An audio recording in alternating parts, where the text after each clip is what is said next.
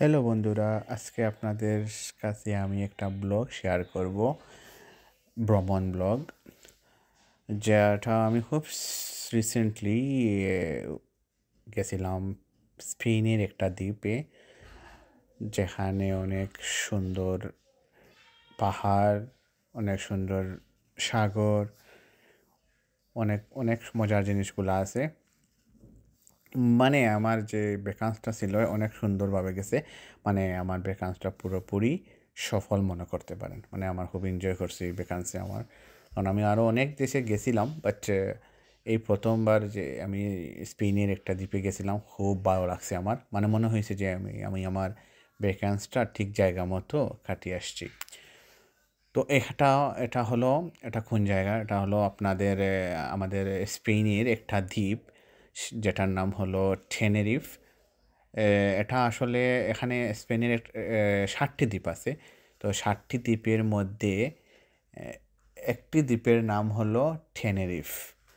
সেটার অনেকটা বড় দ্বীপ, মানে ৭টি দ্বীপের মধ্যে এটা একটা অনেক বড় একটা দ্বীপ। তো এই দ্বীপে এই ৭টি দ্বীপে একত্রে কানারি আইল্যান্ড বলে। তো আমি এই দ্বীপে গেছিলাম, টেনেরিফের একটা দ্বীপে। টেনেরিফে গেছিলাম ৭টি দ্বীপের মধ্যে তাদের একটি দ্বীপ হলো টেনেরিফ। এর দ্বীপে গেছিলাম। তো এখানে অনেক সুন্দর, অনেক ভালো লাগছিল। অনেক সুন্দর পাহাড়গুলা, অনেক সুন্দর সাগর, অনেক সুন্দর রাস্তাগুলা। সবথেকে ভালো লাগছিল সেটা হলো চারিদিকে খেজুর গাছ। খুব সুন্দর করে তারা লাগিয়েছে খেজুর গাছগুলা। খেজুর গাছের মাঝে মাঝে হাঁটতে অনেক একটা ভালো একটা ফিল আসে। মানে কি বলবো, অনেক ভালো লাগে। আর রাতের বেলা যদি হাঁটেন আরও ভালো লাগে। রাতের বেলা অনেকটা, মানে কি বলবো, মানে টোটালি মাইন্ডটা আপনার ফ্রেশ হয়ে যাবে যখন হাঁটবেন। কারণ তাদের যে লাইটগুলো আছে, লাইটের আলোয় অনেক সুন্দর করে আপনার রাস্তাগুলো অনেক সুন্দর করে ফেলে। আর তার মাঝে এই যে খেজুর গাছগুলো আছে, গাছের ঠিক কাছাকাছি থাকে লাইটগুলা। তো সুন্দর, অনেক ভালো মনে হয়, ভালো লাগে হাঁটতে। আর অনেক সুন্দর একটা সিচুয়েশন এখানে তৈরি হয়। মানুষ অনেক মানুষ তখন এই রাস্তাগুলা দিয়ে হাঁটে। অনেক আছে রাস্তার পাশে অনেক কিছু বেচাকেনা করে, বা মানুষদেরকে উপভোগ করার জন্য নানা অ্যাক্টিভিটিস এখানে করে।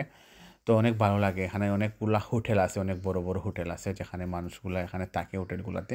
খুব সুন্দর হোটেলগুলা, এখানে বড় বড় হোটেল। মানে আমার অনেক বড় হোটেল, মানে আমি ইউরোপে যতটাই হোটেলেই গেছিলাম, ইউরোপে অনেক হোটেলগুলো দেখছি, যে বিচ, অনেক আরও অনেক বড় বড় হোটেলগুলো দেখছি। তো তবে এইগুলার থেকে সব থেকে সুন্দর হোটেলগুলো হলো টেনেরিফের। খুব ভালো লাগে।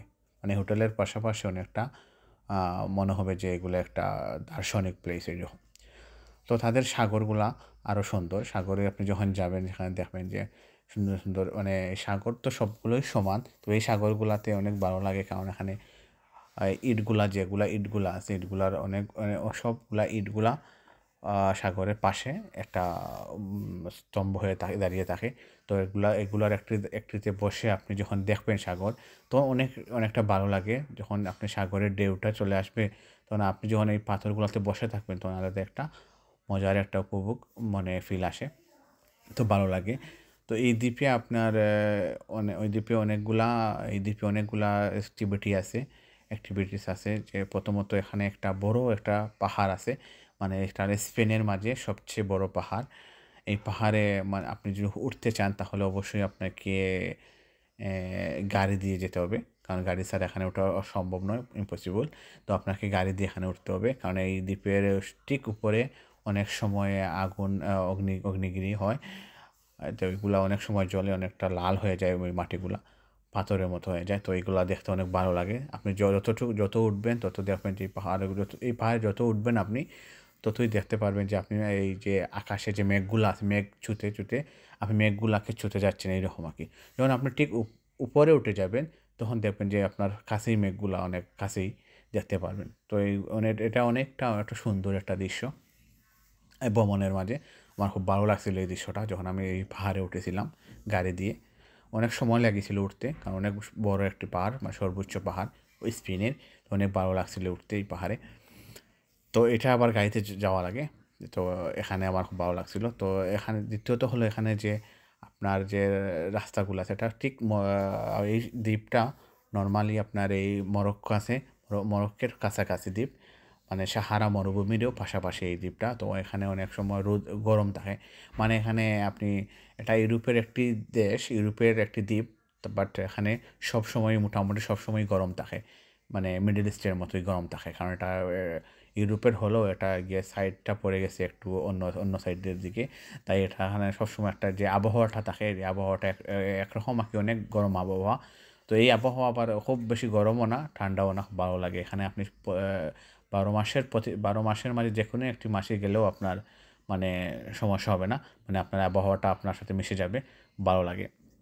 তো এই যে পাহাড়গুলো আপনি দেখতে পারতেছেন, আমি এই যে পাহাড়গুলোতে উঠতেছি, বা এই পাহাড়গুলোতে উঠতে অনেক অনেক জায়গায় আপনার অ্যাক্টিভিটিস থাকে, ওয়াটার পার্ক থাকে, বা অনেকটা একটা পার্ক হলো সিলাম পার্ক আছে, যেটা ইউরোপের সবচেয়ে বড় পার্ক। এখানে আপনি অনেক রকম অ্যাক্টিভিটি, মেইনলি হলো মানে ওয়াটার শো, মানে এখানে আপনি রাইড করতে পারবেন, ওয়াটার রাইড।